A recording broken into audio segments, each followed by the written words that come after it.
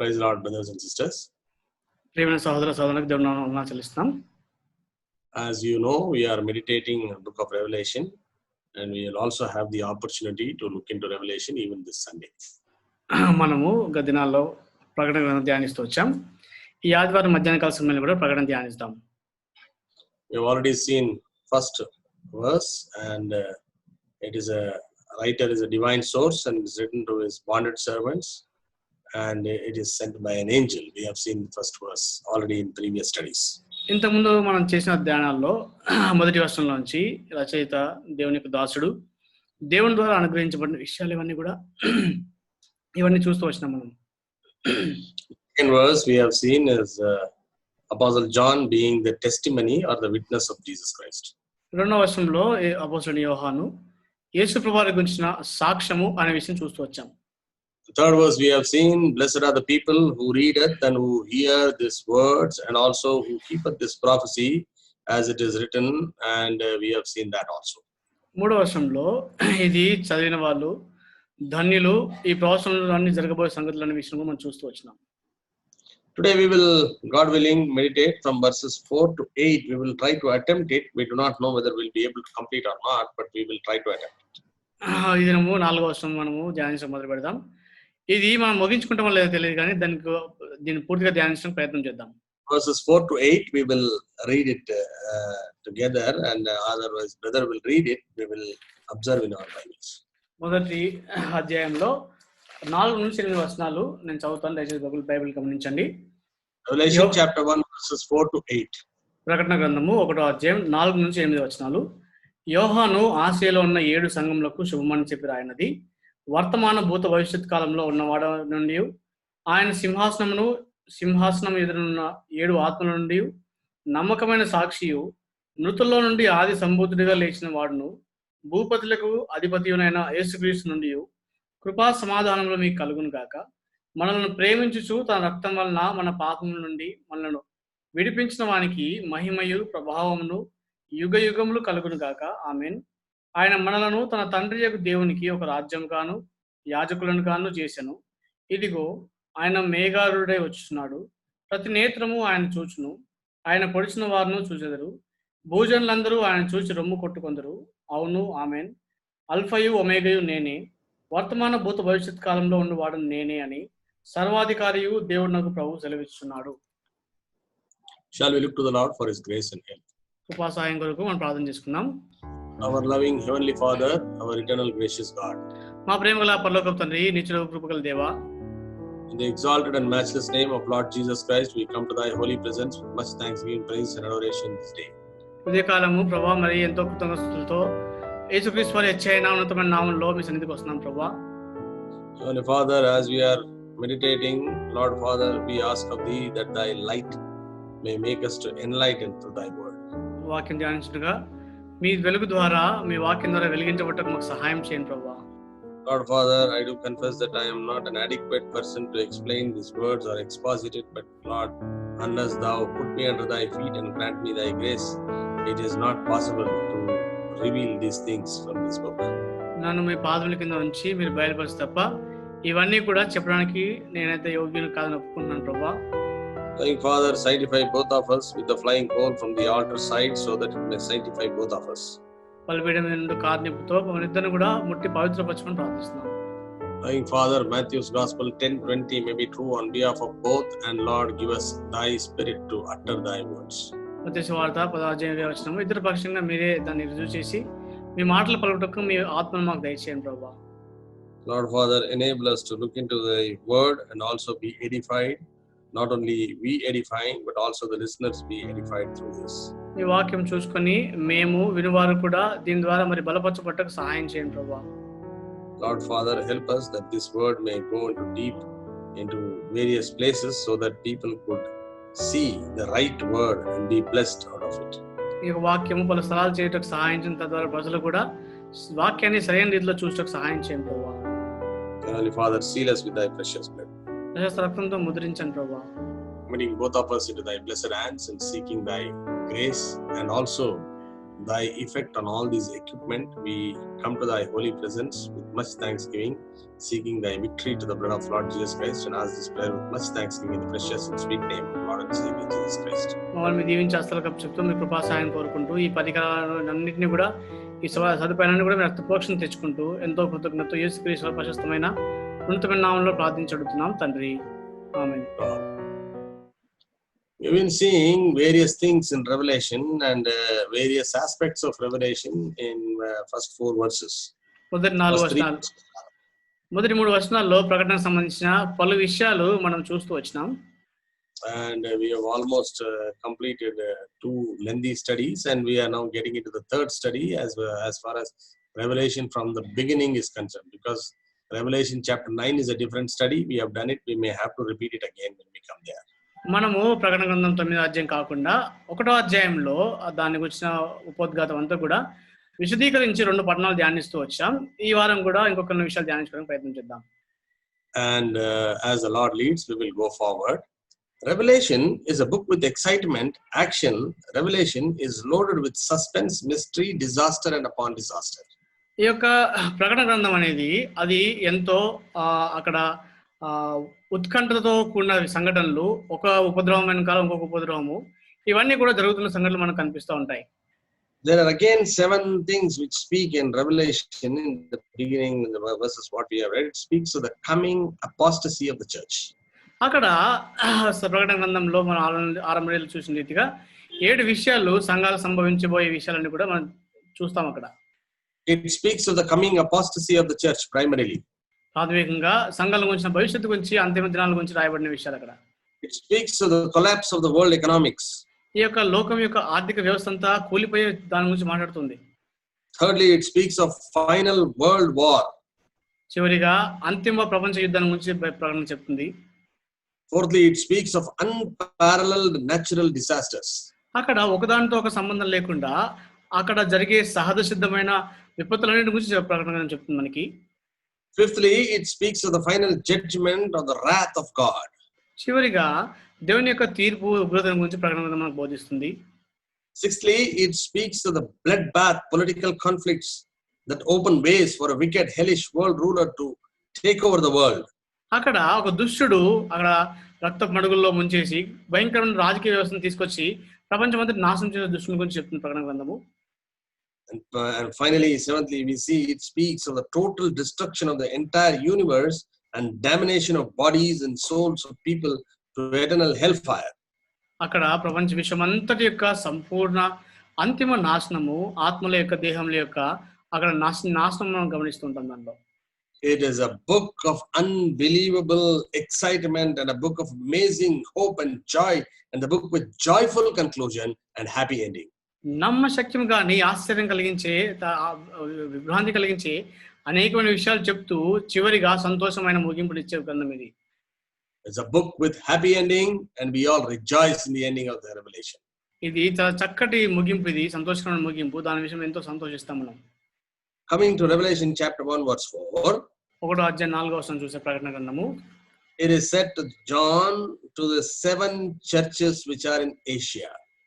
యోహాను ఆసియాలో ఉన్న 7 సంఘములకు శుభమని చెప్పి రాయినది. There were so many churches there, but then why it was only 7 churches? అనేకమైన సంఘాలు ఉన్నాయి కానీ కేవలం 7 సంఘాలు మాత్రమే ఎందుకు? We see the sets of 7 here in numerously in Revelation, in the book of Revelation. ప్రకటన గ్రంథంలో 7కు సంబంధించిన అనేకమైన విషయాలు కొన్ని మనకు లెక్కలేని కనిపిస్తుంటాయి మనకి.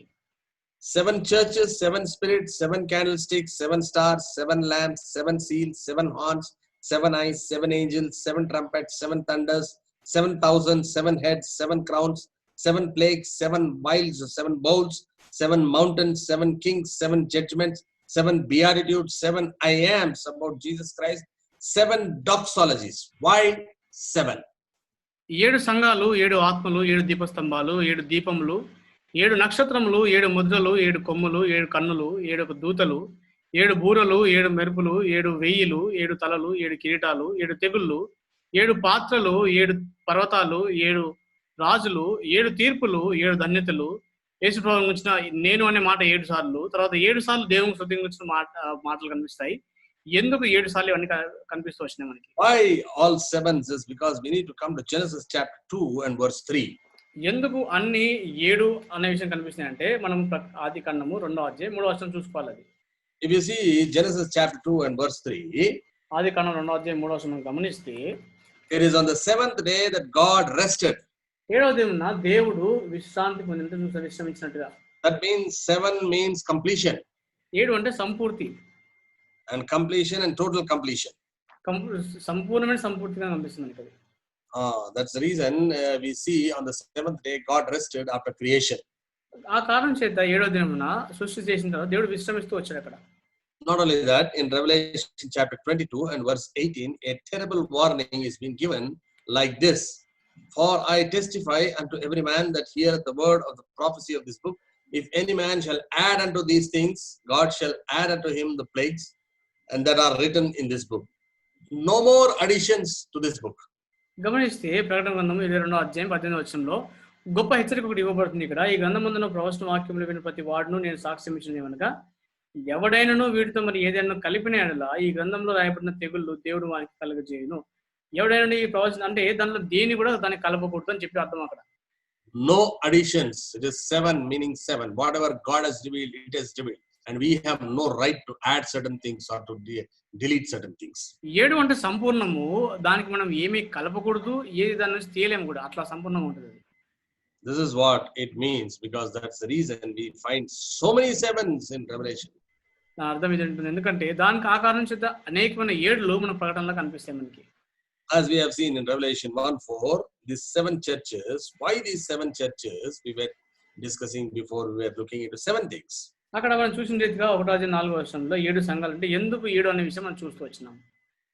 Because the 7 churches is situated in such a way, Europe, Asia and Africa was connected through this region, so almost all the world traffic was crossing this region.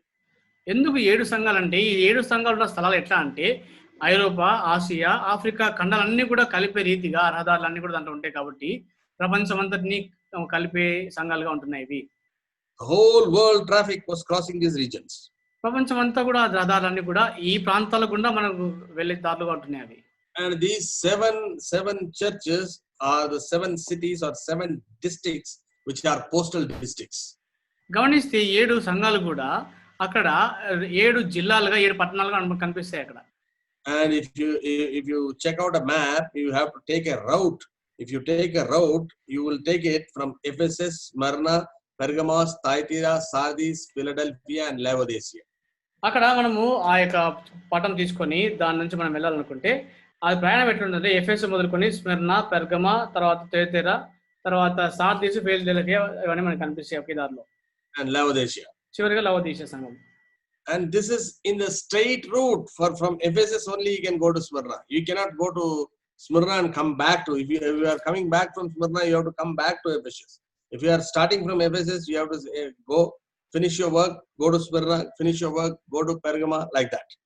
ఇవన్నీ ఎట్లా ఉంటాయి, ఇవన్నీ ఒకే దారిలో ఒకదాని తర్వాత ఒకటి ఉంటాయి. మనము ఎఫెసు నుంచి స్మిర్నాకి వెళ్ళి అక్కడ నుంచి మళ్ళీ రావాలంటే మళ్ళీ తిరిగి ఎఫెస్కి రావాలి, లేదంటే ముందుకెళ్తే పెర్గమా, థియతైరా ఇవన్నీ మనకు ఒకే దారిలో ఒకే వరుసలో క్రమంలో కనిపిస్తాయి మనకి ఇవన్నీ కూడా. So these 7 churches, the Spirit of God was sent to write these letters primarily to these 7 churches and through them to us in all generations. దేవుడు దూతల ద్వారా ప్రాథమికంగా ఆ 7 సంఘాలకి వర్తమానం పంపిస్తూ వాటికి ఇచ్చిన వర్తమానం ద్వారా బోధిగంతల్లో మనకు కూడా ఈ అంత్య దినాల్లో తన వర్తమానం పంపిస్తున్నాడు. Coming to Revelation chapter 1 verse 5, we see that from Jesus Christ, who is the faithful witness and the first begotten of the dead, the Prince of the Kings. నమ్మకమైన సాక్షి, 5వ వచనంలో నమ్మకమైన సాక్షి, మృతుల నుండి ఆది సముద్రంగా లేచిన వాడు, భూపతులకు అధిపతియైన యేసుక్రీస్తు నుండి. See, he is the Prince of the Kings. భూపతులకు అధిపతి ఆయన. Kings of the Prince of the Kings of the earth. అంటే భూమి మీద నుండే భూపతులందరికీ ఆయన అధిపతి. If you check it out in Greek, it says Archon, meaning ruler or king in 7-fold character. అక్కడ Greek పదం గమనిస్తే అరకోన్ అనే పదం వాడుతూ వచ్చారు. అంటే అర్థం ఏంటంటే 7 అంతలు గల గుణ లక్షణాలు కలిగిన రాజు అని అర్థం అక్కడ. We are intending to finish quickly. We do not want to read the verses. I would like to give a references. You may note it down and check it out later on. మనం వచనాలు చెప్తాము, కానీ మనం రాసుకున్న తర్వాత మనం చూసుకోవచ్చు, త్వరగా ముగించుకోవాలనే ఉద్దేశంతో. It is Arachon is a sevenfold character of the king. Primarily, we see Revelation chapter 19, verse 16. He is said as King of Kings and Lord of Lords. అక్కడ అరకోన్ అంటే ఏడంతల గల గుణ లక్షణాలు కలిగిన రాజు అని చూస్తాము. ప్రాథమికంగా 19వ అధ్యాయం 16వ వచనం ప్రకటన గ్రంథంలో ఆయన్ని రాజులకు రాజు ప్రభువులకు ప్రభు అని పేరు కనిపిస్తుంది మనకి. Secondly, Daniel chapter 4 and verse 34 is a king whose dominion is everlasting and his kingdom from generation to generation. అక్కడ మనం రెండోదిగా మనం గమనిస్తే దానియేలు గ్రంథము 4వ అధ్యాయం 30వ వచనంలో మనం గమనిస్తే ఆయన యొక్క రాజ్యము యుగ యుగములుంటూ ఆయన నిరంతరము ఏలువాడని అర్థం వస్తుంది అక్కడ. In Matthew's Gospel chapter 2 and verse 2, thirdly, we see King of Jews. అక్కడ మత్తయి సువార్త 2వ అధ్యాయం 2వ వచనంలో యూదులకు రాజు అని చూస్తాం అక్కడ. Fourthly, we see John's Gospel chapter 1 verse 49, the King of Israel. అక్కడ యోహాను సువార్త 1వ అధ్యాయం 49వ వచనంలో ఇశ్రాయేలుకు రాజుగా యేసుప్రభువుని చూస్తాం మనం అక్కడ. Fifthly, we see 1 Timothy chapter 1 verse 17, the King eternal, immortal, invisible. అక్కడ 1 తిమోతి 1వ అధ్యాయం 17వ వచనంలో అక్కడ నిత్యుడైన తర్వాత అమర్త్యం కలిగిన అదృష్టుడైన రాజుగా మనకు కనిపిస్తాడు యేసుప్రభువు అక్కడ. And sixthly, we see in Psalm 24 and verse 7, the King of glory. అక్కడ కీర్తన 24 7వ వచనంలో మహిమ గల రాజుగా యేసుప్రభువు మనకు కనిపిస్తాడు అక్కడ. Yes, and seventhly and lastly, we see Revelation 15 and verse 3, the King of saints. అక్కడ మనం గమనిస్తే ప్రకటన గ్రంథం 15వ అధ్యాయం 3వ వచనంలో పరిశుద్ధులకు రాజుగా యేసుప్రభువు కనిపిస్తాడు మనకి. Arachon, the ruler of the kings. అరకోన్ అంటే భూపతులకు అధిపతి. That is what it means. దాని అర్థం అది అక్కడ. Coming to Revelation chapter 1 and verse 6, we find an exalted doxology being found there. We are just seeing the important factors in each verse. ప్రతి వచనంలో కూడా చాలా ప్రాముఖ్యమైన అంశాలు మాత్రమే చూడడానికి ప్రయత్నం చేస్తున్నాం. 6వ వచనంకి వస్తే అక్కడ దేవుని గురించి గొప్ప స్తుతి గానం ఆరాధన మనకు కనిపిస్తుంది మాటలు. Find an exalted doxology. To him be glory and dominion forever and ever. Why? మనం వినిపించడానికి మహిమయు ప్రభావములు యుగయుగములు కలుగును గాక ఆమేన్. ఎందుకు అంటున్నాట్లా? Why? Because Jesus is the one who loves us, delivered us from the bondage of sins by his blood. ఎందుకంటే యేసుప్రభువు మనల్ని ప్రేమించి పాపం యొక్క దాసత్వం నుంచి మనల్ని తన రక్తం ద్వారా మనల్ని విడిపిస్తూ వచ్చాడు. And not only that, he delivered us and made us to be his kingdom. విడిపించి తనకు రాజ్యంగా మనం చేసుకున్నాడు. Not only that, he made us priests unto God and to the Father. అంత మాత్రమే కాదు కానీ తండ్రి దేవునికి ఒక యాజకులుగా రాజ్యంగా చేస్తూ వచ్చాడు. And not only that, he has given us a straight access to the Lord. అంత మాత్రమే కాదు కానీ దేవునికి ఒక నేరైన ప్రవేశాన్ని మనం కల్పిస్తూ వచ్చాడు. Therefore, we sing him glory and dominion forever and ever. Amen. కాబట్టి ఆయనకు మహిమయు రాజ్యం ప్రభావము యుగయుగములు కలుగును గాక ఆమేన్ అని చెప్పి స్తుతిస్తాము. If you observe the verse 6, it is an exalted hymn and everything is said in present tense. అక్కడ 6వ వచనం గమనిస్తే అక్కడ యేసుప్రభువుని హెచ్చిస్తూ రాసినటువంటి కీర్తన అది అన్ని కూడా ప్రస్తుత కాలంలో చెప్పబడుతున్న మాటలు కనిపిస్తాయి అక్కడ. It speaks of God's love which is currently available to us and it is in present tense. అది ఏమర్థం అవుతుందంటే ప్రస్తుత కాలం మనకు అందుబాటులో ఉంటున్న దేవుని యొక్క ప్రేమను సూచిస్తుంది. That is to say, present reality, hence a collective designation to all believers as kingdom. అయితే ప్రస్తుత వాస్తవానికి అది గుర్తుగా మనకు కనిపిస్తుంది కాబట్టి సకల పరిశుద్ధులందరికీ కూడా ఒక రాజ్యంగా అక్కడ పేరు పెట్టారు అక్కడ. He is our king and God and we are made his priests, therefore direct access to God and entry in his presence and therefore everlasting praise. ఆయన మనల్ని ఒక రాజ్యంగా చేస్తున్నాడు కాబట్టి ఆయన సన్నిధికి ఆయన రాజ్యానికి మనకు ధారాళమైన ప్రవేశము మనకు లభిస్తూ వచ్చింది రాజు దగ్గరికి. Not only everlasting praise, we also sing everlasting glory, everlasting sovereignty and dominion, and solemn response for that. It ends saying Amen. నిత్యమైన కీర్తన మాత్రమే కాదు కానీ ఆ యొక్క నిత్యమైన సార్వభౌమ అధికారం గల దేవుడుగా అక్కడ అంతంలో ఆమేన్ ముగిస్తున్నాడు అక్కడ. Amen. And then it begins in verse 7, behold he cometh on the clouds. అప్పుడు 7వ వచనంలో ఇదిగో ఆయన మేఘారూఢుడై వచ్చుచున్నాడు. Jesus Christ is coming on clouds. The very title itself, it speaks of his second coming in clouds. అక్కడ యేసువారు మేఘారుడు వచ్చినాడంటే అది అర్థము ఆయన రెండో రాకడ మేఘాల మీద వచ్చేదాన్ని చెప్తున్నది. Jesus Christ is coming is a prophetic oracle And we see that in Daniel chapter 7, verses 13 and 14. We are not reading it, we are just mentioning it. దానియేలు గ్రంథము 7వ అధ్యాయం 13, 14 వచనంలో అక్కడ ప్రవచనంగా చెప్పబడిన మాట అది. He is coming to rule and on every language, every nation and every people and every kindred and every tribe. ఆయన ప్రతి రాష్ట్రము, జనము, ఆయా భాషలు అందరినీ కూడా ఏలడానికి ఆయన వస్తున్నాడు. And one of his title is, we see in Matthew's Gospel, chapter 11, verse 3, he that should come. That is what he is called. అక్కడ మత్తయి సువార్త 11వ అధ్యాయం 3వ వచనంలో రాబోవాడు అని ఆయనకు ఒక బిరుదు అక్కడ. That means he is identified by his second coming.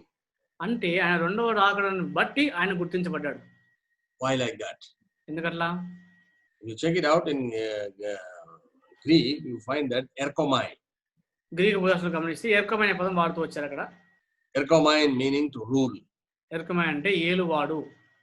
This word erkomai is used 9 times in New Testament, and out of 9 times, 7 times it is used in the book of Revelation. ఈ యొక్క ఎర్కమైన పదాన్ని కొత్త నిబంధనలో 9 సార్లు వాడుతూ వచ్చారు. దాంట్లో 7 సార్లు ప్రకటన గ్రంథంలో మనకు కనిపిస్తుంది. And to rule is his primary thing. That's the reason he's coming. ఆయన ఏలడం అనేది చాలా ప్రాథమికమైన విషయం కాబట్టి దాని గురించి వస్తున్నాడు ఈ లోకానికి. And he's coming to rule. This is the oldest prophecy. You can find it in Genesis chapter 49, verse 10. మనకు ఆదికాండం 49వ అధ్యాయం 10వ వచనంలో కనిపించే అతి ప్రాచీనమైన ఈ ప్రవచనంగా మనకు కనిపిస్తుంది ఏలడానికి వచ్చే విషయం. The scepter shall not depart from Judah, because he's going to come and scepter speaks of his rule. అక్కడ రాయబడిన ప్రవచనం ఏంటంటే యూదా యొద్ద నుండి దండం తొలగిపోదు. And the scepter will not depart from Judah. And then you see an astonishing prophecy being made by an alien person in Numbers chapter 24, verse 17, saying a star out of Jacob and a scepter shall rise out of Israel. ఒక అన్యుడైన వ్యక్తి నుంచి వచ్చే ఒక వింతైన ప్రవచనం మనకు కనిపిస్తుంది. సంఖ్యాకాండము 24వ అధ్యాయం 17వ వచనంలో ఏమంటాడంటే అక్కడ ఒక రాజదండము ఒక నక్షత్రం గురించి అని చెప్తూ వస్తాడు అక్కడ. And then what does it speak? Out of the loins of Judah will Shiloh come, the Messiah, and the nations will obey him. నక్షత్రం యాకోబులో ఉదయించును, రాజదండం ఇశ్రాయేలును లేచును, అది మోయాబు ప్రాంతంలో కొట్టును. He is coming on clouds. ఆయన మేఘం మీద రాబోతున్నాడు. Acts of Apostles chapter 1:9, he was taken up in clouds, now he is coming on clouds. అపోస్తలుల కాలంలో కూడా అధ్యాయం 9వ వచనంలో ఆయన మేఘముల ద్వారా కొనుక్కోబడ్డాడు, ఇప్పుడు ఆయన మళ్ళీ తిరిగి మేఘం మీద రాబోతున్నాడు. Matthew's Gospel 24th chapter 30th verse, Son of Man coming in the clouds of heaven with power and great glory. Cloud speaks of his glory.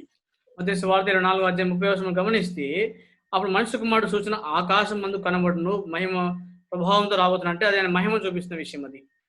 He will be coming in clouds, in shining, blazing, brilliant white and not flat white. ఆయన మామూలుగా కనిపించే తెలుపు కాదు కానీ అది ప్రకాశించే తేజవంతమైన జ్వలించే వెదజల్లే తెలుపులో రాబోతున్నాడు. This is called Shekinah glory. This is in brightness, which is called light. And light which illuminates everything. Light is not which is illuminated, but it illuminates. అయితే ఇది షెకీనా గ్లోరీ, అది వేరే దగ్గర నుంచి పొందుకున్న వెలుగు కాదు కానీ ఇది ఇతరులన్నిటిని వేరే వాటిని వెలిగించే వెలుగుగా ఉంటుంది. ఇది God himself, Lord Jesus Christ himself is light. We see in Genesis chapter 1, verse 3, that before the creation of sun and moon, he said, let there be light, and it was. అక్కడ దేవుడు తానే వెలుగు సృష్టి కలగక మునిపే, సూర్య నక్షత్రాలు కలగక మునిపే ఆదికాండం 1వ అధ్యాయం 3వ వచనంలో వెలుగు కలుగును కాక అంటే వెలుగు కలిగింది అక్కడ. And if you see in Genesis chapter 1, verse 15 and 16, it was on the third day the sun and moon was created. But before that, in verse 3, he says, let there be light, and there was light. 15-16 వచనాల్లో 3వ దినాన ఆయన సూర్య నక్షత్రాలు సృష్టించాడు కానీ దానికంటే ముందే 3వ వచనంలో వెలుగు కలుగును కాక అంటే వెలుగు కలిగింది అక్కడ. Where did the light come from? వెలుగు ఎక్కడి నుంచి వచ్చింది? He is the source of light. In Greek, if you see, it is called Loukanos. అది గ్రీక్ లో చూస్తే లౌకానోస్ అనే పదం వాడుతూ వచ్చారు. ఆయన వెలుగుకు మూలము ఆయనగా ఉంటున్నాడు అక్కడ. Loukanos or Luca is said that light full of brightness, a light of blazing, shining light. అక్కడ లౌకానోస్ అంటే అర్థం ఏంటంటే అక్కడ తేజవంతమైన జ్వలించే ప్రకాశవంతమైన వెదజల్లే తెలుపుగా ఉంటుంది.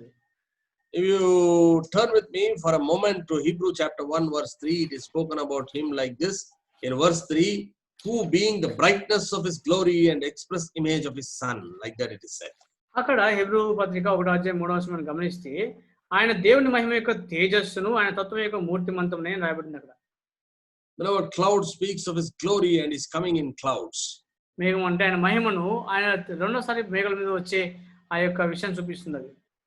He is not only coming in clouds, but he is coming to fulfill all the promises spoken by him, which was not yet fulfilled in his first coming. అయితే ఆయన మేఘాల మీద రావడం మాత్రమే కాదు కానీ ఆయన మొదటి రాకడలో నెరవేర్చబడని ఆ ప్రవచనాలన్నీ కూడా నెరవేర్చడానికి రాబోతున్నాడు ఆయన. If you see in Psalm chapter 2 and verse 6, king upon the holy hill of Zion, this did not happen in his first coming, but it is going to happen in his second coming. అక్కడ కీర్తనల గ్రంథం 2:6 గమనిస్తే నేను పరిశుద్ధమైన పర్వతమైన సియోను మీద రాజుగా ఆసీనుగా చేసిన అంటే ఇవన్నీ కూడా మొదటి రాకడలో జరగలేదు కాబట్టి రెండో రాకడలో జరిపించడానికి రాబోతున్నాడు ఆయన. And not only that, if you see in Isaiah chapter 9 and verse 6, government is going to be on his shoulder. Did not fulfill in his first coming. There was no government on his shoulder, but it is going to be fulfilled in second coming. అయితే యెషయా గ్రంథము 9:6 ఆయన భుజం మీద రాజ్యభారం ఉందంటే ఇవన్నీ మొదటి రాకడలో జరగలేదు కాబట్టి రెండో రాకడలో నెరవేర్చుటకు రాబోతున్నాడు. Zechariah chapter 14 and verse 4, the Mount of Olives did not split into two, and nations were not gathered and not been judged there, but it will happen at the second coming. జెకర్యా గ్రంథం 14:4 ఆయన ఒలివ కొండ అది రెండుగా విడిపోవడం అక్కడ జరగలేదు కాబట్టి భవిష్యత్తులో ఆయన దానికి వచ్చినప్పుడు దాన్ని నెరవేర్చుకోవడానికి రాబోతున్నాడు ఆయన. And not only that, if you see, God said every word what he has promised is going to fulfill because God is not a man. దేవుడు తను చెప్పిన ప్రతి మాటను నెరవేర్చువాడు ఎందుకంటే ఆయన మానవుడు కాదు కాబట్టి. Read that in Numbers chapter 23 verse 19. ఆ విషయం సంఖ్యాకాండం 23:19 చదువుతాం మనం. When we are saying God, we are saying about God the Father, Lord God Jehovah. మనం దేవుడు అన్నప్పుడు తండ్రి అయిన దేవుడు, దేవుడైన యెహోవా గురించి మనం చెప్తూ వస్తాం. And then if you see that even by the inspiration of the Holy Spirit, several New Testament portions have been written about the second coming of Jesus Christ. మనం చూస్తే కొత్త నిబంధనలో కూడా పరిశుద్ధాత్మ దేవుని ప్రేరేపణ ద్వారా యేసుప్రభువు గురించి రెండో రాకడ గురించి అనేక విషయాలు రాస్తూ వచ్చాయి. About 8 verses we can see in John's Gospel chapter 14 and verse 3. 8 వర్షాలు కొత్త నిబంధన మనకు కనిపిస్తాయి. ప్రాథమికంగా యోహాను సువార్త 14:3 మనకు కనిపిస్తుంది. Matthew's Gospel chapter 25 verses 14 to 19. అక్కడ మత్తయి సువార్త 25:14-19 కనిపిస్తుంది. 1 Corinthians chapter 1 verses 4 to 8. అక్కడ 1 కొరింథీ 1:4-8 మనకు కనిపిస్తుంది. Fourthly, Philippians chapter 3 and verse 20. Philippi పత్రిక 3:20 ఉంటుంది. And Colossians chapter 3 and verse 4. కొలస్సీ పత్రిక 3:4 ఉంటుంది. James chapter 5 and verse 8. యాకోబు 5:8. 1 Peter chapter 1 verse 13. 1 పేతురు 1:13. And 1 John chapter 3 verse 2 and 3. మొదటి యోహాను పత్రిక 3:2-3. All these verses pertaining to the second coming of Lord Jesus Christ has to be fulfilled. Therefore, the words of Holy Spirit has to come to pass. This is the program why our Lord Jesus Christ is coming. చెప్పబడ్డ వచనాలన్నీ కూడా నెరవేర్చబడాల్సి ఉంది కాబట్టి పరిశుద్ధాత్మ దేవుడు తన ప్రేరేపణ ద్వారా ఇవన్నీ కూడా యేసుప్రభువు గురించి రెండో రాకడ గురించి రాస్తూ వచ్చారు. All the promises promised by God the Father, he cannot lie, so he will fulfill those, and all the words spoken by the inspiration of Holy Spirit will be fulfilled in his second coming. Therefore, he is coming. దేవుడు చేసిన ప్రతి వాగ్దానం నెరవేర్చాలి కాబట్టి ఆయన తిరిగి రాబోతున్నాడు. పరిశుద్ధాత్మ దేవుడు తన ప్రేరేపణ ద్వారా అవన్నీ కూడా రాసి ఉంచాడు కాబట్టి నెరవేర్చే కొరకు రెండో రాకడలో యేసు రాబోతున్నాడు. Not only that, but there is a program for the church, and this program of the church demands that he has to come in his second coming. అంత మాత్రమే కాదు కానీ సంఘానికి కూడా ఒక కార్యక్రమం ఉంటుంది. అది నెరవేర్చబడ్డ కొరకు ఆయన రెండో రాకడలో రాబోతున్నాడు. This is very important, so I would request you to turn with me to Acts of the Apostles chapter 15. ఇది చాలా ప్రాముఖ్యము కాబట్టి అపోస్తలుల కార్యములు 15వ చూడాల్సి మనం చేస్తున్నాం. In chapter 15 and verses 14 onwards to 16th verse, we find an incident where Simeon hath declared how God at first did visit the Gentiles to take out them a people for his name. అక్కడ గమనిస్తే 15:14-16 అక్కడ Simeon ఏమంటాడంటే అన్యజనుల నుండి తన నామం కొరకు దేవుడు ఒక జనాంగాన్ని ఏర్పరచుకోవడం అక్కడ చెప్తున్నాడు. అక్కడ In the early church, in the first century itself, Simeon says that God has visited Gentiles through the gospel and they have come into the fold, and he is speaking to Apostle James in the Acts of Apostles chapter 15. అక్కడ అపోస్తుల కార్యం 15 చూస్తే ఆయన యాకోబుతో అంటున్న ఆ మాట ఏంటంటే ఆది సంఘంలోనే దేవుడు అన్యజనుల నుంచి తన కొరకు ఒక శేషాన్ని ఏర్పరచుకున్నట్టుగా మనకు కనిపిస్తుంటది ఇక్కడ. And in the 15th verse, we see that Apostle James is saying, he says like this, did not prophets say so? దానికి జవాబుగా యాకోబు ఏమంటాడు, అపోస్తులు ఏమంటాడు అంటే 15వ వచనంలో ఇందుకు ప్రవక్తల వాక్యములు సరిపడి ఉన్నవి అంటున్నాడు అక్కడ. Who are the prophets who have spoken? దాని గురించి చెప్పిన ప్రవక్తలు ఎవరు? Kindly turn to Amos chapter 9. Amos గ్రంథం 9వ అధ్యాయం చూసుకుంటే Amos chapter 9 and verses 11 and 12. 11-12 వచనాలు 9వ అధ్యాయం ఆమోస్ గ్రంథము. Kindly observe, I am reading, in that day will I raise up the tabernacle of David that is fallen and close up, and the breaches thereof, and I will raise up his ruins, and I will build it as in the days of old, that they may possess the remnant of Edom and of all the heathens which are called by my name, saith the Lord that doeth this. 11వ వచనంలో పడిపోయిన దావీదు గుడారమును అది నేను లేవనెత్తి దాని గోడను బాగు చేసి దాని పోయిన చోట్లను బాగు చేసి ఎదోం దేశం నా నామం ధరించిన అన్ని జనులందరినీ నా జనులు స్వతంత్రించుకున్నట్లు పూర్వప్రీతిగా దాన్ని మరలా కట్టుదును, ఇలాగూ జరిగించు యెహోవాకు ఇదే. Speaking about the Gentiles coming into the understanding of salvation spoken by the prophets, which is remembered by the apostles at the time of the gospel being preached in the first century in Acts of Apostles chapter 15. అపోస్తలుల 15వ అధ్యాయంలో మొదటి శతాబ్దంలో అపోస్తలు సువార్త ప్రకటించినప్పుడు ఈ పాత నిబంధనలు ఆమోసులు చేసిన ఈ ప్రవచనాలన్నీ కూడా ఈ అపోస్తలు వాళ్ళు జ్ఞాపకం చేసుకుంటూ వచ్చినారు. If you see in verse 15, in Acts 15:15, we see he says prophets have spoken. He doesn't say a singular word prophet, but he says prophets. అక్కడ మనం గమనిస్తే చూసిన రీతిగా అపోస్తల కార్యం 15వ అధ్యాయం 10వ వచనంలో అక్కడ ఏకవచనంలో ప్రవక్త అనలేదు కానీ బహువచనంలో ప్రవక్తలు అని రాస్తూ వచ్చారు అక్కడ. The second prophet who was prophesied this is Joel. You turn with me to Joel chapter 3 and verse 2. దీని గురించి ప్రవచించిన రెండవ ప్రవక్త ఎవరంటే యోవేల్ గ్రంథంలో 2వ అధ్యాయం మనం చూసుకోవచ్చు అక్కడ. Joel chapter 3 and verse 2 says like this, I will also gather all nations, kindly observe, and I will bring them down into the valley of Jehoshaphat. I will plead with them there for my people and for my heritage Israel, whom they have scattered among the nations and parted my land. 3వ అధ్యాయం 2వ వచనంలో అన్యజనులందరినీ సమకూర్చి యెహోషాపాతు లోయలోనికి తోడుకొని పోయి వారు ఆయా దేశంలోనికి నా స్వాస్థ్యముకు ఇశ్రాయేలును చెదరగొట్టి నా దేశమును తాము పంచుకున్న బట్టి నా జనుల పక్షంగా అక్కడ నేను ఆ అన్యజనులతో వ్యాజ్యమాడుదును. He is not simply just calling people out of Gentile world to call them into the body of Christ, but there is a specific program of the church for which Lord Jesus Christ is coming back in his second coming. చెప్పదలసిన విషయం ఏంటంటే ఆయన ఏదో అనుకోకుండా ఊరికి అట్లా అన్య జనాంగాన్ని తన సంఘంలో భాగంగా చేసుకోలేదు, కానీ రెండో రాకడలో తను నెరవేర్చిన ఒక ఉద్దేశం ఒక బాధ్యత ఒక పని ఆయనకు ఉంటుంది కాబట్టి దాని కొరకి అన్యుల్ని సంఘంలో చేసుకుంటూ చేసిపోవారు. There is a specific program even for Jewish people and Israelites who are aliens today, but there is a specific program in his second coming for them. ఇదనం గమనిస్తే యూదులు ఇశ్రాయేలు అన్యులుగా ఉంటున్నారు, కానీ వాళ్ళ కొరకు కూడా రెండో రాకడలో ప్రత్యేకమైన ఒక విషయం ఒక కార్యక్రమం నిర్ణయించుంటారు అక్కడ. In Isaiah chapter 59 verse 20 we see like this, and the Redeemer shall come to Zion, and unto them that turn from transgression in Jacob, saith the Lord God. అక్కడ 59 యెషయా గ్రంథంలో సియోను ముందుకును యాకోబులో తిరుగుబాటు చేయడం మాని మల్లుకొన్న వారి ఎదుగును విమోచకుడు వచ్చును, ఇదే యెహోవాకు. And also we see that they are going to mourn like anything. అక్కడ అర్థం ఏంటంటే వాళ్ళు ఎంతో అంగదార్పు చేస్తారని రాయబడింది అక్కడ. In Revelation chapter 1 verse 7 we see here that he is coming, and what do they do?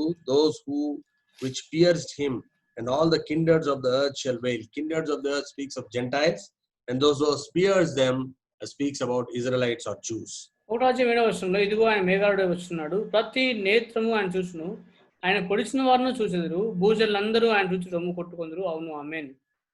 See, in John's Gospel chapter 19 verse 37 we know that who pierced him will see, but we think Roman soldiers have pierced him, but no, Roman soldiers have technically followed the orders, but it has been organized by the Jews.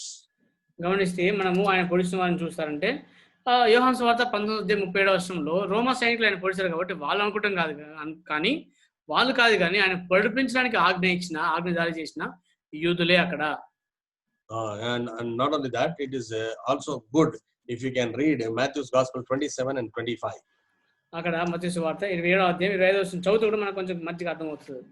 అందుకు ప్రజలందరూ వాని రక్తము మా మీదను మా పిల్లల మీదను ఉండుగాకనేది. Who pierced Lord Jesus Christ? యేసు వారిని పొడిచింది ఎవరు? They are the Jewish people. They are the Israelites who said that let his blood be upon us. వాళ్ళు యూదులు, ఇశ్రాయేలు ఆయన రక్తము మా మీద ఉండుగాక అని చెప్పినవారు. And before saying that, there were several prophecies being made that these people would say like this. వాళ్ళు అక్కడ చెప్పకుండా ఏబ్రిల్ చెప్తారని చెప్పేసి దాని గురించి అనేక ప్రవచనాలు ఉంటున్నాయి అక్కడ. Zechariah chapter 12. జకర్యా 12వ అధ్యాయము and verse 10. 10వ వచనం.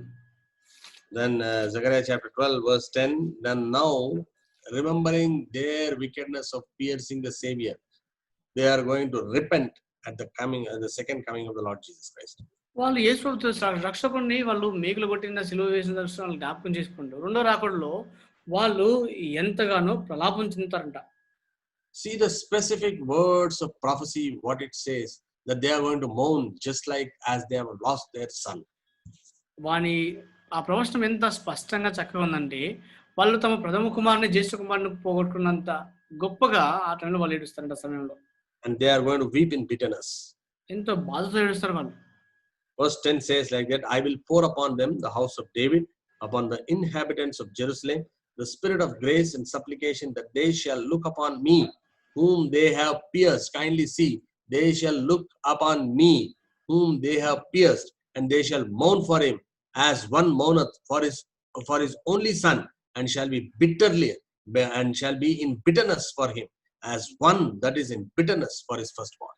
12వ అధ్యాయం 10వ వచనంలో దావీదు సంతతి వారి మీదను యెరూషలేం నివాసుల మీదను కరుణ నొందించు ఆత్మను జ్ఞానం వివేచించే ఆత్మను కుమ్మరింపగా వారు తాము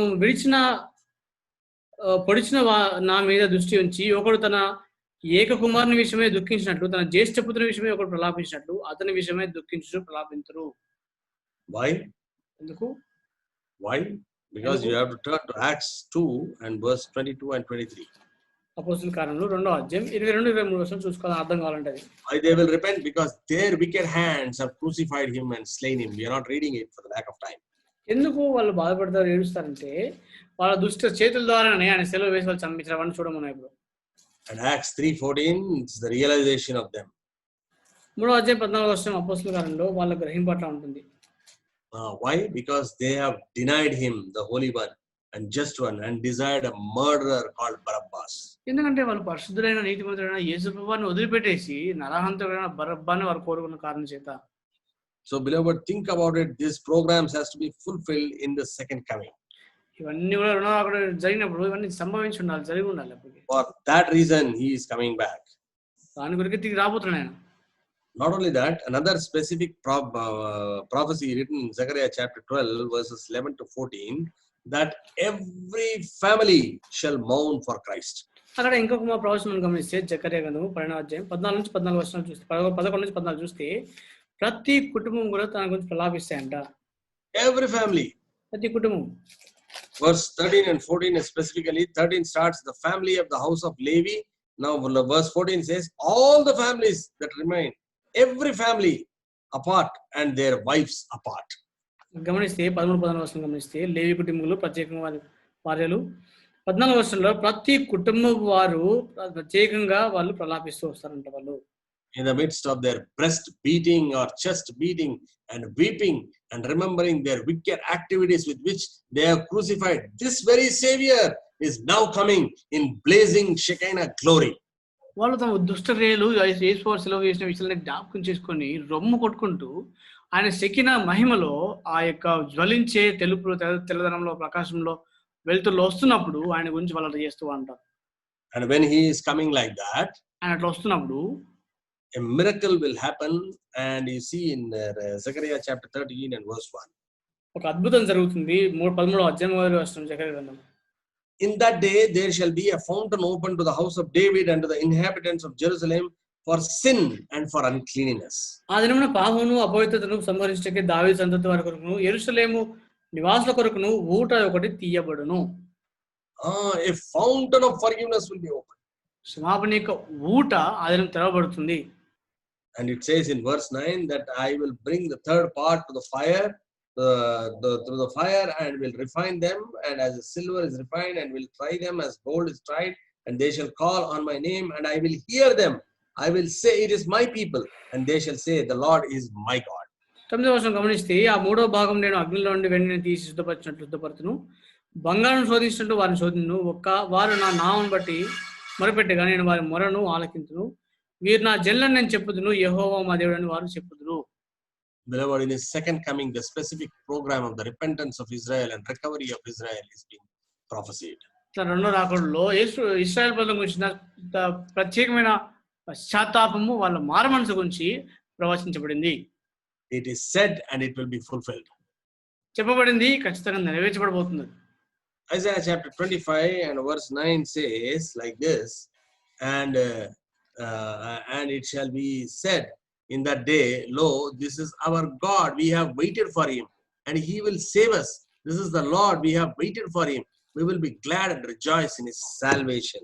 యెషయా గ్రంథం 25:9 వచనం గమనిస్తే, ఆ దినమున జనులందరూ, ఇదిగో మనుషులను రక్షించండి, మనం కనిపెట్టుకొని ఉన్న మన దేవుడు, మనం కనిపెట్టుకున్న దేవుడు యెహోవా ఈయననే, ఈ రక్షణ బట్టి సంతోషించి ఉత్సహించుము.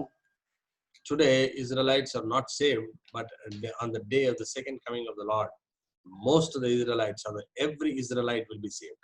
ఈ దినం ఇశ్రాయేలు రక్షించబడలేదు, కానీ ఆ ప్రభు దినమున ప్రతి ఒక్క ఇశ్రాయేలు అందరూ కూడా ఇశ్రాయేలు రక్షించబడతారు. Before his coming, in Revelation chapter 7 and verse 4, we will see 1,44,000 Jews, 12,000 from each tribe. 12,000 into 12 tribes will be 144, will be already saved. అక్కడ ప్రకటన గ్రంథం 7వ అధ్యాయం గమనిస్తే, అక్కడ 144,000 మంది మనకు కనిపిస్తారు. ప్రతి గోత్రం నుంచి 12,000 మంది వస్తారు. దాంట్లో వాళ్ళందరూ కూడా రక్షించబడినట్టుగా మనకు కనిపిస్తూ ఉంటుంది అక్కడ. And they will be evangelizing the world, and they will also be evangelizing the Israelites, Jewish nation, with the salvation word. వాళ్ళు లోకానికంతా సువార్త ప్రకటిస్తూ ఇశ్రాయేలుకి, యూదులకు కూడా దేవుని యొక్క రక్షణ సువార్తను ఆ సమయంలో ప్రకటిస్తారు వాళ్ళు. By this, there is a possibility that Jews also will hear the gospel. దీని ద్వారా యూదులు కూడా సువార్త వినే అవకాశం వాళ్ళకి లభిస్తుంది. And because they have heard the gospel, and they will see Lord Jesus Christ coming in blazing glory, and beat their chest and beat their breast, and they cry, and the sovereign Lord graciously pours out upon them the spirit of supplication and make them to plead for forgiveness, and in a very moment God sends the fountain of cleansing, what we have seen in Zechariah chapter 13 and verse 1. అటువంటి పరిస్థితుల్లో వాళ్ళు ఆ ప్రకాశమైన తేజోమయమైన జ్వలించే ఆ తెల్లదనంలో యేసువారు వస్తున్నప్పుడు, అది చూడలేక వాళ్ళు చేసిన తప్పులన్నిటి గురించి వాళ్ళు క్షమాపణ పొందినప్పుడు దేవుడు వాళ్ళకు తన్నం ఇచ్చేవాడుగా ఉంటున్నాడు. And if you turn to Romans 11:26, క్షమించండి, రోమపత్రిక 11:26 గమనిస్తే, Romans chapter 11 and verse 26, రోమపత్రిక 11:26 వచనం. So all Israel shall be saved, like that it is written 26 in English. చివరి భాగంలో అని రాయబడినట్టు ఇశ్రాయేలు జనులందరూ రక్షింపబడుదురు. All Israel will be saved, and the entire Romans chapter 11 will be fulfilled in his second coming. అక్కడ ఇశ్రాయేలు అందరూ కూడా రక్షించబడినప్పుడు ఆయన రెండో రాకడలో రోమపత్రిక 11వ అంతా కూడా నెరవేర్చబడబోతుంది. There is one kind of mourning by Israelites for the mourning of repentance, realizing their failure that they have pierced him. వాళ్ళు ఆయన్ని గాయపరిచారు అనే బాధతో ఆ యొక్క దోషారోపణ వాళ్ళు అక్కడ పశ్చాత్తాపడుతూ చేసే ప్రలాపం అక్కడ ఉంటుంది. There is another type of mourning as well. ఇంకొక రకమైన ప్రలాపం కూడా ఉంటుంది అక్కడ. If you turn to Matthew's Gospel chapter 24, మత్తయి సువార్త 24వ అధ్యాయం గమనిస్తే మనము 24 అధ్యాయము verse 30, 30వ వచనం.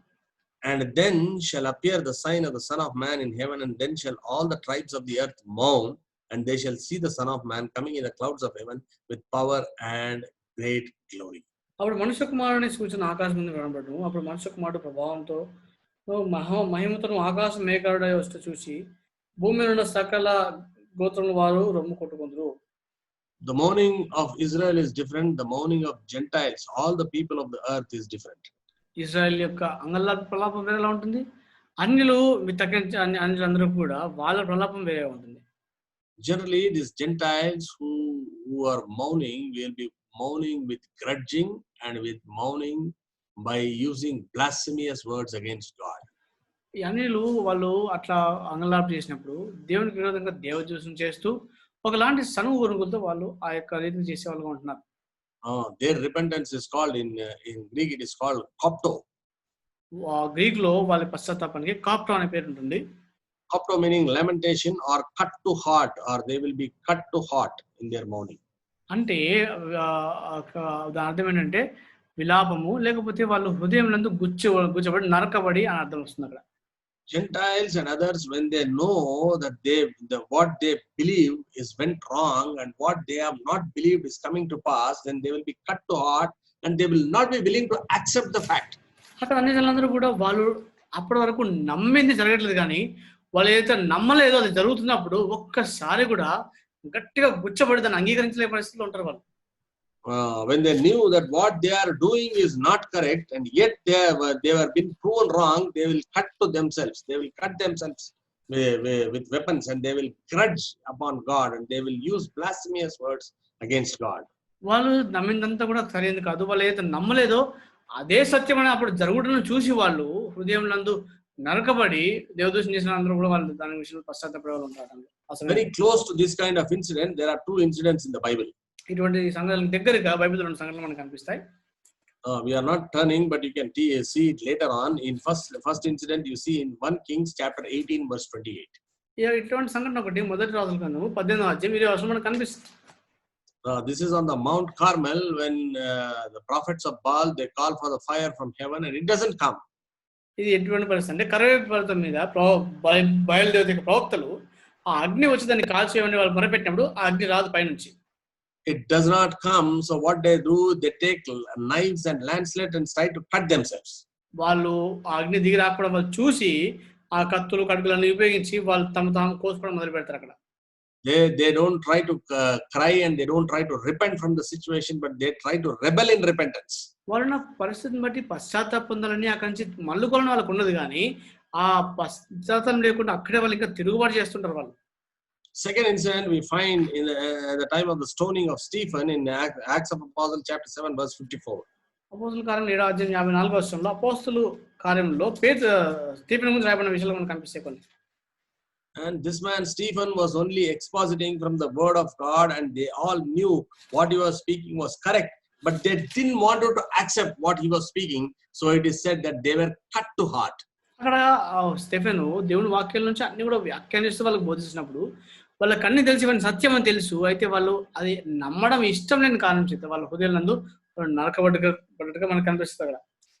They will be crying with disparity, cutting themselves, but not for repentance. వాళ్ళు పశ్చాత్తాపం కాదు కానీ వాళ్ళ యొక్క నిరాశ నిస్పృహల్లో ఏది అర్థం కాని పరిస్థితుల్లో వాళ్ళు విలపిస్తుంటారు. We have seen previously also, we will see once again in Revelation chapter 9 verse 20 and 21. They will be under tremendous pain in tribulation, but they will be not repenting, but they will only cry upon God. గమనిస్తే అక్కడ అపోస్తలుల కార్యంలో గమనిస్తే వాళ్ళు అవన్నీ జరిగినప్పుడు వాళ్ళ అంగలార్పు, వాళ్ళ యొక్క విలాపము, వాళ్ళ యొక్క ఏడుపంతా కూడా వాళ్ళు పశ్చాత్తాపం కాదు కానీ వాళ్ళు ఏదైతే కోల్పోదో వచ్చలేదో నమ్మలేదో దాని గురించి వాళ్ళకుంటే దోషారోపణ బట్టి వస్తుంది. See, neither repented they of their murders or of their sorceries or of their fornication or of thefts. Verse 21 of 9th chapter of Revelation. ప్రకటన గ్రంథము 9వ అధ్యాయం 21వ వచనంలో వాళ్ళ యొక్క పాపంలో దేని గురించి కూడా వాళ్ళు అక్కడ పశ్చాత్తాపడినట్టుగా మనకు కనిపిస్తుంది 9:21లో. As they are now speaking words of blasphemy against God and rebelling against God and shouting against God, now comes the divine response in Revelation chapter 1 verse 7 saying Amen. మరియు తాము చేస్తున్న నరహత్యలను మాయమంతులను జాగ్రత్తలు చేయకున్నట్టు వారి మారుమనుకునేవారు కాదు కానీ దాంట్లో కొనసాగిస్తూ దాని యొక్క ముగింపు 1వ అధ్యాయం 7వ వచనంలో ఆమేన్ అన్నట్టుగా మనకు కనిపిస్తున్నారు. అవును, Amen, Amen, even let it be so, Amen, like that you see two words there. అక్కడ అవును ఆమేన్ అట్లా జరుగును గాక అనే రెండు పదాలు అక్కడ మనకు కనిపిస్తాయి 7వ వచనంలో. Amen in Hebrew is truly so let it be. Hebrew భాషలో అది నిజమే అట్లా అవని అది జరిగిన అర్థము. In Greek even so is nigh, which means yes or certainly. Greek భాష చూస్తే ఆ వాడిన పదం ఏంటంటే ఖచ్చితంగా అవును అట్లే అన్నట్టుగా అర్థం వస్తుంది. Amen speaks of the same thing, and even in Revelation 22:20 it says like that. Yes, let it be like that. అక్కడ 22:20లో కూడా అటు జరుగును గాక ఆమేన్ అన్నట్టుగా మాట మనకు కనిపిస్తుంది అక్కడ. Let it happen, let it happen, let this Gentiles may not repent. Amen. The divine response. ఈ యొక్క అన్యజనులు బడక పోను కాక అని చెప్పి ఆమేన్ అని చెప్పి దైవికమైన ప్రతిస్పందన మనకు కనిపిస్తుంది అక్కడ. This is what we see in Revelation chapter 1 and verse 7. ఈ విషయాలన్నీ కూడా ప్రకటన గ్రంథము 1వ అధ్యాయం 7వ వచనంలో మనకు కనిపిస్తుంది అక్కడ. And we see in Revelation chapter 1 verse 8. 1వ అధ్యాయం 8వ వచనం మనకి ఏం కనిపిస్తుంది ప్రకటన అంటే, and we see that I am Alpha and Omega, the beginning and the ending, saith the Lord, which is and which was and which is to come, the Almighty.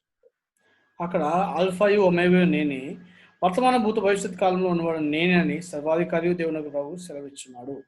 This requires some kind of an explanation, so we will just see that.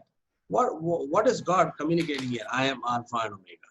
దీనికి కొంచెం వివరణ కావాలి. దేవుడు alpha omega అని చెప్పినప్పుడు ఏం చెప్పాలనుకుంటున్నాడు అక్కడ? In the previous verses we see Jesus Christ cometh upon clouds. దాని ముందు వచనంలో యేసు వారు మేఘాల మీద రావడం మనం చూస్తాం అక్కడ. And now here Alpha and Omega is saying, yes, I am the certainty of the coming of Lord Jesus Christ. Alpha omega ఏంటంటే యేసు వారి గురించి ఖచ్చితంగా రాబోయే నిశ్చయిత గురించి చెప్తున్నాడు అక్కడ. Certainty of the coming of Lord Jesus Christ, Lord God Jehovah putting his signature with certainty of the second coming of Lord Jesus Christ. యేసు వారి గురించి రెండవ రాకడ నేను తిరిగి వస్తానన్న మాట మీద దేవుడిని యెహోవా అనే దేవుడు తన సంతకం చేస్తున్న మాటలుగా ఇవి కనిపిస్తాయి మనకి. Three basic characters of our God being visible in this verse. ఈ వచనంలో మన దేవుని యొక్క 3 ప్రాథమికమైన లక్షణాలు మనకు కనిపిస్తాయి. I am Alpha and Omega, meaning it speaks of his omniscience. Alpha omega అంటే సర్వ వ్యాపిగా ఉండే దాన్ని చూపిస్తుంది ఆయన. First and last alphabets of Greek. Greek లో మొదటి చివరి అక్షరం అది. What does this convey? ఏం చూపిస్తుంది ఇది? An alphabet is a ingenious, was a store to communicate and of all knowledge. ఇది సమస్తమైన జ్ఞానమును తెలియజేసి ఈ యొక్క అక్షరాలుగా ఉంటున్నాయి ఇవి. See, for example, for our understanding, we will take English. English has got 26 alphabets. అర్థం చేసుకోవాలంటే ఇంగ్లీష్ భాషలో మనం తీసుకుంటే 26 అక్షరాలు ఉంటాయి దాంట్లో. If you take 26 alphabets, how many words you think you can form? 26 అక్షరాలు తీసుకుంటే మనం ఎన్ని పదాలు అవన్నీ కలిపి రాయొచ్చు? If somebody asks me, I would say that infinite words, infinity, you cannot count. దాని ఎట్లా చెప్పేసి అంటే లెక్కింపలేనని అనంతమైన మాటలు ఆ అక్షరాలు ఉపయోగించి రాయొచ్చు కదా అని. Everything from these alphabets, 26 alphabets. ప్రతిది కూడా ఈ అక్షరాల నుంచి సమస్తం వచ్చేస్తుంది. Endless combinations you can get. ఎన్ని అనంతమైన కలయికలు జరుగుతాయి దాంట్లో. We can hold and convey all the knowledge within the frame of these 26 alphabets. మన జ్ఞానం అంతా కూడా ఈ కేవలం 26 అక్షరాల్లో మాత్రమే మనం సంపూర్తిగా చెప్పగలం. Beloved, can you think about it that we can write something which makes sense outside the alphabets? ఈ అక్షరాలు కాకుండా దానికి వెలుపల మనకి ఏదైనా అర్థాన్ని ఇచ్చే వాక్యాలు ఏమైనా రాయగలమా అక్షరాలు ఉపయోగించకుండా? We cannot combine anything outside the alphabets. ఆ అక్షరాలు లేకుండా దానికి వెలుపల మనం ఏమి కలిపి ఏమి రాయలేము కూడా. We have, if at all it has to make some sense, it has to have the combination of the alphabets which is given in 26 alphabets alone. గమనిస్తే ఏదైనా అర్థం వచ్చే వాక్యం ఏదైనా రాయాలంటే కేవలము ఈ 26 అక్షరాలు వాడి మాత్రమే మనం రాయగలము. Anything that which is written outside the alphabets of these alphabets is called nonsense. అయితే ఈ యొక్క అక్షరాలు ఉపయోగించకుండా ఏం రాసినా సరే ఆ భాషలో అదంతా కూడా వ్యర్థంగా మనకు కనిపిస్తుంది. All the knowledge, all the wisdom and infinite of combinations can be brought in and derived out of these 26 alphabets. సమస్త జ్ఞానము వివేచన తెలివి అంతా కూడా ఈ 26 అక్షరాలు మాత్రమే ఉపయోగించి సర్వ జ్ఞానం అంతా కూడా దీంట్లో దాచిపెట్టి రాయడం కనిపిస్తుంది. So when God is saying that I am Alpha and Omega, he is saying I am the supreme sovereign alphabet. అక్కడ నేను అల్ఫా ఒమేగా దేవుడు చెప్పినప్పుడు నేను సార్వభౌమ అధికారం గల సర్వోన్నతమైన అక్షరంగా దేవుడు చెప్తున్నాను అక్కడ. In which is contained all the knowledge and I am Alpha and I am Omega. సమస్త జ్ఞానం దానిలో గూఢమై ఉంటుంది, నేనే అల్ఫా ఒమేగా అని చెప్తున్నాడు. In Hebrew he says I am Aleph and I am Tau. Aleph is a beginning letter and Tau is a ending letter. హెబ్రూలో ఆ యొక్క మొదటి వచనమైన ఆలెఫ్ చివరి వచనం తావు, నేను ఆలెఫ్ నేను తావు అని చెప్తాడు యేసుప్రభు. And in English he says I am A to Z. English లో చూస్తే ఏ నుండి జెడ్ వరకు అర్థం వస్తుంది. Now, if you see, Lord God Jehovah contains all the knowledge, truth, wisdom, and understanding, and there is no wisdom outside of what I know. And if such Lord Jehovah is telling Jesus Christ is coming, that means it will happen. గమనిస్తే అక్కడ సర్వజ్ఞ నేను, సర్వం ఎరిగిన వాడు, అనంతమైన జ్ఞానం కల నేను, యేసు వారు ఖచ్చితంగా వస్తారు, నాకు తెలిసిన దానికంటే వేరే జ్ఞానం ఇంకేది లేదు అని చెప్తున్న ఆ దేవుడు చేస్తున్న సంతకం ఏంటంటే యేసు వారు వచ్చే దాని గురించి నిశ్చయపరుస్తున్నారు. Jesus Christ is coming, it will happen exactly. Since I know everything, there is nothing that I do not know. నాకు సమస్తము తెలుసు, నాకు తెలియదు ఏది లేదు అని చెప్తున్న సర్వజ్ఞుడైన ఆ దేవుడు ఇచ్చే మాట ఏంటంటే యేసు ప్రభువు ఖచ్చితంగా రెండోసారి రాబోతున్నాడు. Here we need to look into some other aspects as well, because in this context it is right to mention that even our preaching and ministry also should confine within the alphabet of Alpha and Omega and not outside it. గమనిస్తే ఇక్కడ మన బోధ, మన పరిచయం అంతా కూడా ఈ alpha omega మధ్యలోనే మన పరిచయం కనపడాలి, కానీ దీనికి వెలుపల కనపడకూడదు.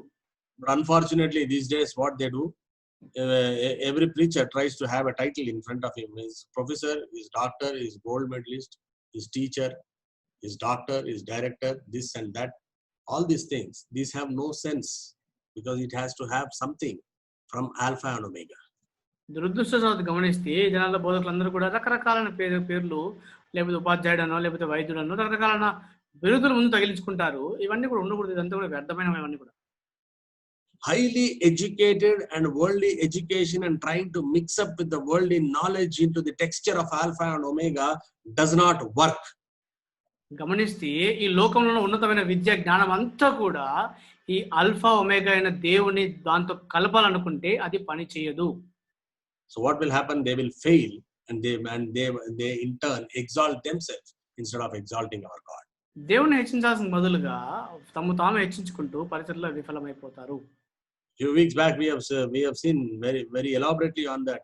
If at all we should not preach with the wisdom of words. In 1 Corinthians chapter 1 verse 17, we are not saying it, just mentioning it. మనం చూడంగానే 1 కొరింథీ పత్రిక 1:17 బోధించాలి అంటే మానవ వాక్చాతుర్యంతో కాదన్న విషయం మనం గత దినాలు చూస్తూ వచ్చిన గత వారాల్లో. Should be the cross-centered preaching, but nowadays we have a trend that professors, doctors, and gold medalists, etc., come with different kind of unique preaching, but alas, they miss the preaching from Alpha and Omega. గమనిస్తే సిలువ కేంద్రంగా ఉండే పరిచర్య బోధ చేయాలి, కానీ ఈ దినాలు రకరకాలైన బిరుదులు తగిలించుకొని చివరిగా గమనిస్తే ఈ ఆల్ఫా ఒమేగా అయిన దేవుణ్ణి పక్కన పెట్టేసినట్టుగా, దాని నుంచి దారి తప్పినట్టుగా మనకు కనిపిస్తూ ఉంటాం. Whereas we see in 1 Corinthians chapter 1 verse 20, God works in a way that he has not chosen highly qualified people. గమనిస్తే 1 కొరింథీ పత్రిక 1:20 దేవుడు పనిచేసే విధానం ఏంటంటే ఎక్కువగా విద్యార్హతలు లేని వాళ్ళతో దేవుడు పనిచేసినట్టు మనకు కనిపిస్తుంది. అక్కడ What does 1 Corinthians chapter 1 verse 20 say? 1:20 రాయబడింది 1 కొరింథీ పత్రిక. 1 Corinthians chapter 1 and verse 20 says like this. అక్కడ ఏముందంటే, and where is the wise, where is the scribe, where is the disputer of this world? Hath not God made foolish the wisdom of this world? జ్ఞాని ఏమయ్యాను, శాస్త్రి ఏమయ్యాను, ఈ లోకపు తర్కవాది ఏమయ్యాను, ఈ లోక జ్ఞానమును దేవుడు వ్యర్థంగా చేసి ఉన్నాడు కదా. God does not choose, people who think that they are very wise. They don't require. God doesn't require such people. నేను చాలా జ్ఞానవంతుడు అంటున్నాడు, దేవుడు ఎప్పుడు ఎన్నుకోడు, ఏర్పరచుకోడు. అటువంటి వాళ్ళు దేవుడు పక్కన పెట్టేస్తాడు. I am highly qualified person, I know everything. Then God doesn't know, because everything that which we know, that which we exist, it exists between the framework of Alpha and Omega. నాకు అన్ని తెలిసిన చాలా పెద్ద జ్ఞానం విద్య ఉందని అనుకుంటే దేవుడు ఎప్పుడు దాన్ని లెక్కచేయడు, కానీ మనకు తెలిసినంత కూడా ఈ ఆల్ఫా ఒమేగా దాని మధ్యలో మాత్రమే మనకు అంత జ్ఞానం దాంట్లో ఉండాలి. 1 Corinthians chapter 1 verse 27 says like this, but God had chosen the foolish things of the world to confound the wise, and God had chosen the weak things of this world to confound the things which are mighty. అక్కడ 1 కొరింథీ పత్రిక 1:20 ఏం రాయబడిందంటే, జ్ఞానాన్ని సిగ్గుపరచుటకు లోకంలోని వేరే వారిని దేవుడు ఏర్పరచుకున్నాడు, బలవంతులైన వారిని సిగ్గుపరచుటకు లోకంలో బలహీనులైన వారిని దేవుడు ఏర్పరచుకుని ఉన్నాడు. And Jesus Christ chose a bunch of uneducated fishermen and changed the world upside down. Like that, you see this statement in Oxford and in Cambridge. Oxford లో, కేంబ్రిడ్జ్ లో చూస్తే గమనిస్తే దేవుడు ఒక పామరులైన విద్యలేని చేపలు పట్టే వాళ్ళని ఏర్పరచుకొని భూలోకాన్ని తలకిందులుగా చేసిన విషయం అక్కడ రాసి పెడతారు వాళ్ళకి. The reason in the early beginning in Hebron, many people were not willing to call by their self designations. Even doctors, they never used to call doctor. హెబ్రోన్లో కూడా గమనిస్తే ఆది ఆరంభ దినాల్లో ఎవరు కూడా పెద్ద పెద్ద వాళ్ళు కూడా వాళ్ళ బిరుదులు వాళ్ళ వృత్తిని బట్టి పిలువబడడానికి ఇష్టపడేవారు కాదు. వైద్యులు కానీ There used to be a youth leader in Hebron. హెబ్రోన్లో ఒక యవనస్తులకి సంబంధించిన నాయకుడు ఉండేవాడు. And he used to be very busy in ministry and Sunday school and other things. పరిసరలో సండే స్కూల్లో చాలా నిమగ్నం అయిపోయి ఉండేవాడు. He was a microbiology doctor and he was also a gold medalist, and we none of us knew about that.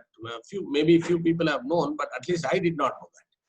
ఆయనకు మైక్రోబయాలజీలో డాక్టర్గా ఉండి gold medallist, కానీ చాలా మందికి, నాకు కూడా అసలు ఆయన డాక్టర్ అనే విషయం కూడా తెలియదు నాకు అసలు.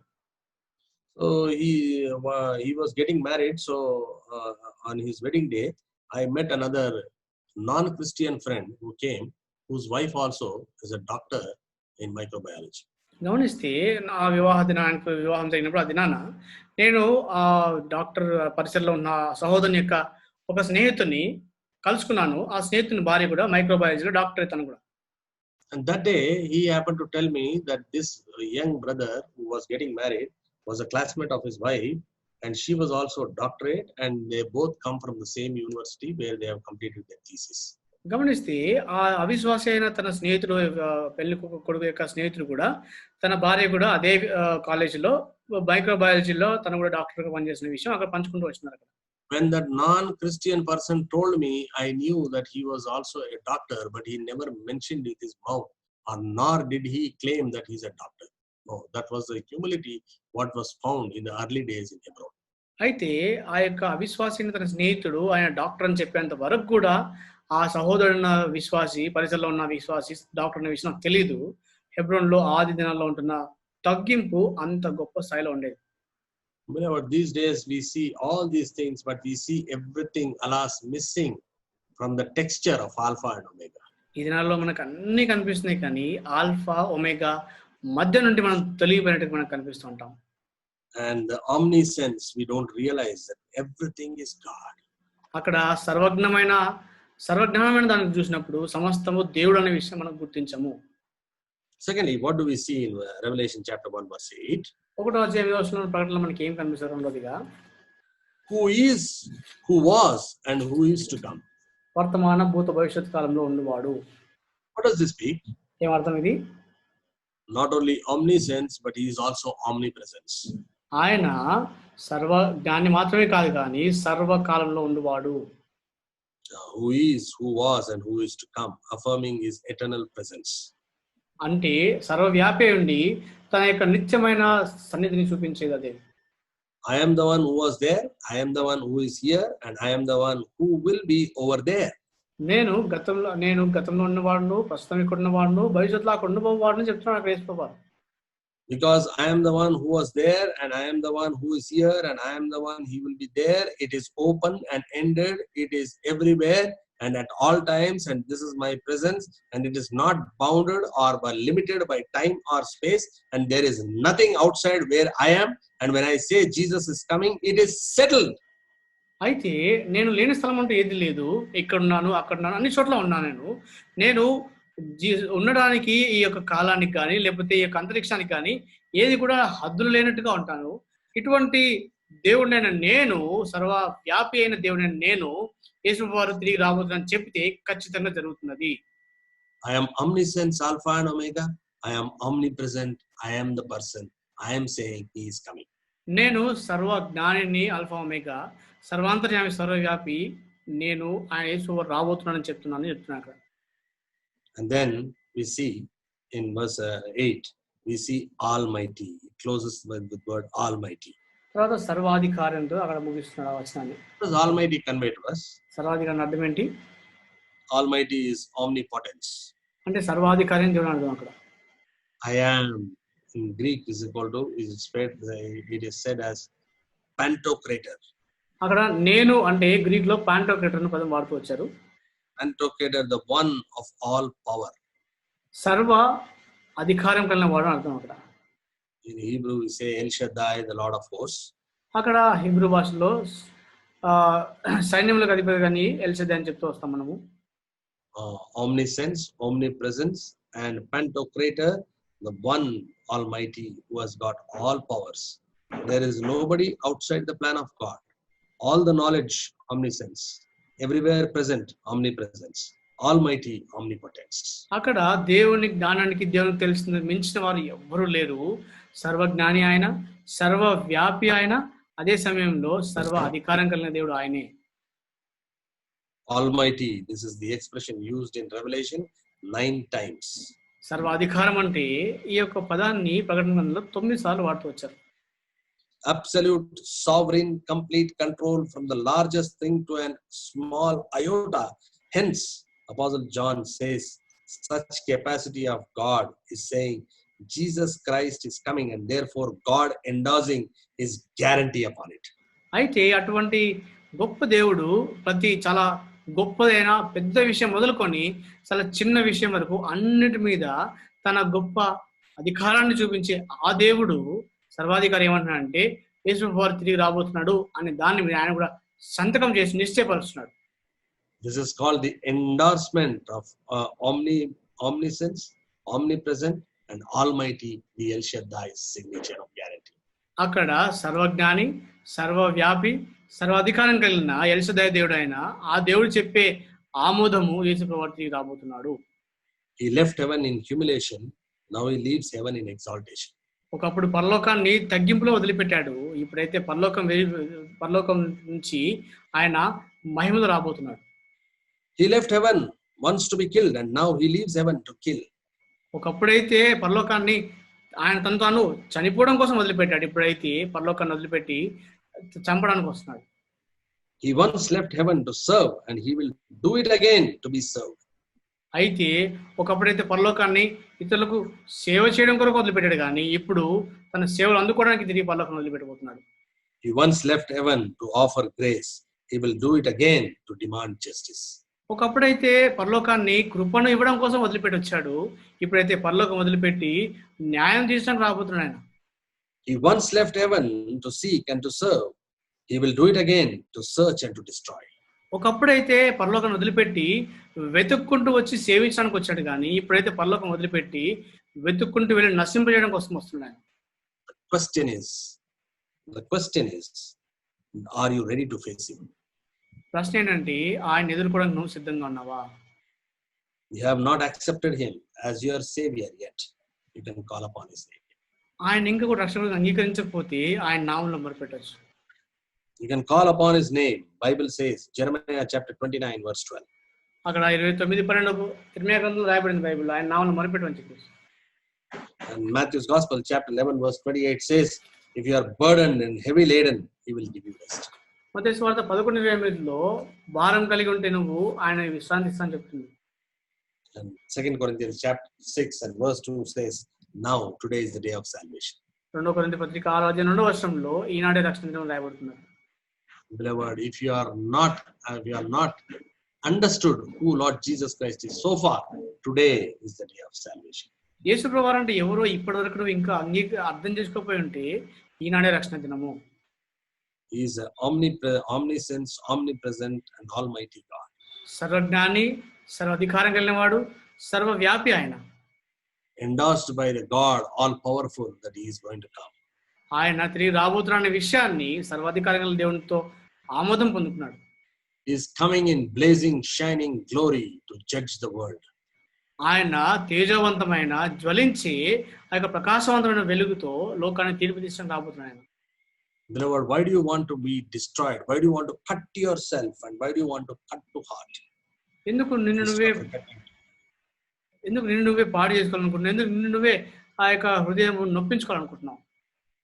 You want to see the excitement of this book. You are called to come into the fold of salvation. ఈ యొక్క గ్రంథం యొక్క సంతోషం కలిగించే విషయాలు చూడాలనుకుంటే రక్షణ అనుభవంలోకి రావాల్సింది మనమే చేస్తున్నాం. As the Lord leads, we will see it next week onwards. దేవుడు నడిపించిన కొలది వచ్చే వారం కొన్ని విషయాలు చూడడానికి ప్రయత్నం చేద్దాం. Shall we pray? ప్రార్థన చేసుకుందాం. Our loving heavenly Father, మా ప్రేమగల పరలోక తండ్రి, our gracious, mighty and matchless God, కృపగల శక్తిగల అసమానమైన దేవా, thank the Lord for the word omniscient, omnipresent and almighty God. మీరు సర్వజ్ఞాని, సర్వాధికారం కలిగిన సర్వవ్యాపి అయిన దేవుడు ప్రభువా. Lord, we thank thee, we praise thee for thy great revelation granted unto us. ఒక అనుగ్రహించిన గొప్ప ప్రకటన కొరకు స్తుతించి ఆరాధిస్తున్నాం. Many, Lord Father, many souls are being destroyed every day. Lord Father, thou may reveal thyself. అనుదినము అనేక ఆత్మలు నశించిపోతుండగా మీరే వారికి మిమ్మల్ని గురించి బయలుపరచుకోండి ప్రభా. And Lord, show forth thy shining sight so that they may come into thy bleeding sight. తండ్రి మిమ్మల్ని మీరు ఆ ప్రకాశంగా వాళ్ళకి చూపించడం ద్వారా వాళ్ళు మీ సిలువ వైపు వచ్చి సహాయం చేయండి. Heavenly Father, let them not be destroyed with this world. Let them not be the people who cut themselves, but let them be the people who will repent, beat their breast, and come to thy bleeding sight. ప్రభా తాము పాడు చేసిన వాళ్ళుగా తాము గాయపరిచిన వాళ్ళు ఉంటున్నారు. దయచేసి మీరు వారు దర్శించిన తద్వారా వాళ్ళు పశ్చాత్తాపంలో రొమ్ము కొట్టుకుని మీ దగ్గర ఏడ్చే వాళ్ళు చేయండి. Give us thy grace to continue the study in future. భవిష్యత్తులో ఈ ధ్యానం కొనసాగించడానికి దయచేయండి. Thank thee and praise thee for giving us this blessed time. ఈ ధన్యకరమైన సమయాన్ని బట్టి స్తుతించి ఆరాధిస్తున్నాము. For this we ask in the most precious and exalted name of Lord and Savior Jesus Christ. ఈ ప్రార్థన అతి ప్రశస్తమైన ఉన్నతంగా హెచ్చించబడిన యేసుక్రీస్తు నామములో ప్రార్థించుకుంటున్నాం తండ్రి. ఆమేన్. Praise the Lord. Praise Lord. Kindly see these things, and if you have any queries, kindly try to write to us, and then God willing we will try to respond to it. దయచేసి ఇవన్నీ వీక్షించిన తర్వాత మీకు ఏమైనా సందేహాలు ప్రశ్నలు ఉంటే comment బాక్స్లో రాయండి. వాటిని కూడా మేము వచ్చే వీడియోస్లో చెప్పడానికి ప్రయత్నం చేస్తాం. May the Lord help us, and so that these videos may reach to the ends of the world, and it may reach to the people who are distressed, so that they may come into the fold of salvation. దేవుడు మాకు సహాయం చేసి ఈ videos ఎవరైతే రక్షణ లేకుండా ఉన్నారో వాళ్ళ వరకు చేరవేసి వాళ్ళు రక్షణలోకి వచ్చి సహాయం చేయండి.